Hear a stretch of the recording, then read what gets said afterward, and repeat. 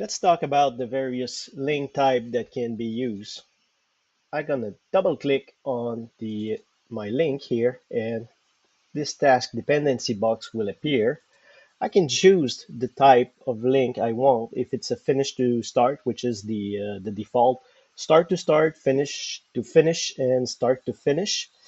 In this example, let's say I want those two tasks to start at the same time. So I'm gonna choose start to start and click OK.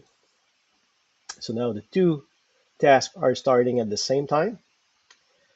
And I'm gonna go back here. Maybe I want to add some lag time that okay, after the first task start, maybe 2 hours later or 3 hours later, I want the second task to start. So I'm gonna add a lag time here. Click OK, and now you see that my 3 hour lag had been added. I'm gonna double click again. I can also do it differently.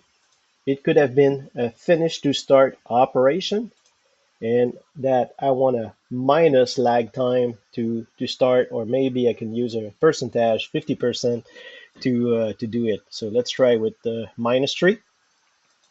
So you see the arrow has changed, but it has created a 3 hour overlap.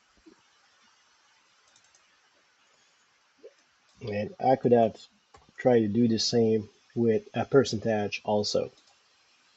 Whoops. I had put a positive percentage, so it made it start later. So let's do that again with a minus sign, and it bring an overlap.